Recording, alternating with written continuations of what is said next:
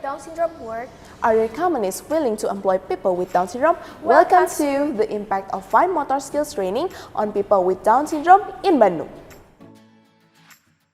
Based on data from Indonesia Coordinating Ministry for Human Development and Cultural Affairs in 2023, 8.5% of Indonesia's population is identified as having a disability.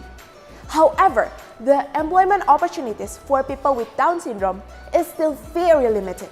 Moreover, according to a survey by Badan Pusat Statistik in 2022, shows that only 0.03% people with Down syndromes are employed. To address this issue, House of Hope, as a representative of training program, offers fine motor skills training that has been shown to increase employability rate for people with Down syndrome. On the other hand, it also helps companies with more than 100 employees to involve at least 1% people with disability, as regulated in Undang-Undang Nomor 8 Tahun 2016. This study was conducted to investigate the effect of fine motor skills training on the creation of job employment for people with Down syndrome, thereby providing resources for companies wishing to hire people with Down syndrome. The study is a qualitative study.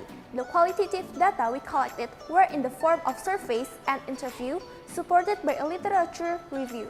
We interviewed 3 companies and House of Hope as a representative of inclusive training program in Bandung that also provide wages for the result of its training program.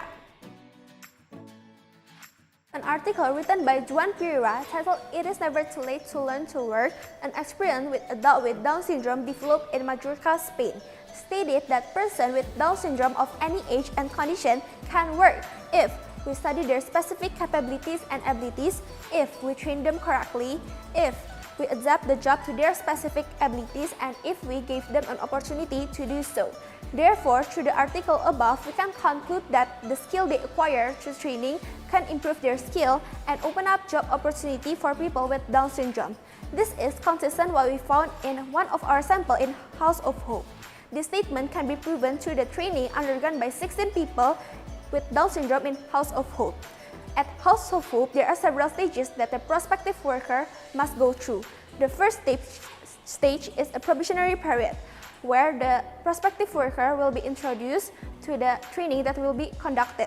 The second stage is where the prospective worker with Down syndrome is able to perform the training well, and the final stage is when the prospective worker with Down syndrome is ready to enter the real company or employee. This graph illustrates the work output performances of 4 House of Hope workers currently in Stage 2.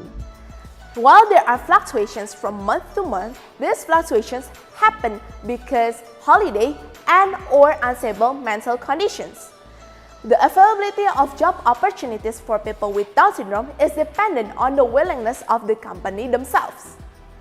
Our interviews with 3 companies suggest that they are willing to accept and employ people with Down syndrome who have completed prior training. Last month, PT Eiger Indo MPI officially employed 2 House of Hope workers as interns. They felt assisted by the presence of House of Hope. This was because upon entering the company, the fine motor skills training have prepared them to perform repetitive tasks with preconditioned mental state. Collaboration between company and fine motor skill training, as exemplified by organizations like House of Hope, can assist Indonesia government in establishing a new segment of productive worker.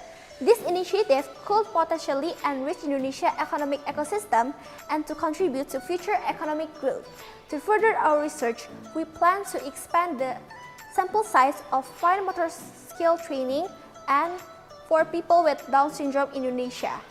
Investigate the readiness of company to accept this new workforce segment and develop into long-term plan for improving this workforce in companies. And the last one is to explore challenges and solutions for fine motoric skill training for people with Down syndrome. This is our fences. Hence, let us all work together to make it easier for people with Down syndrome to enter the Indonesian labor force.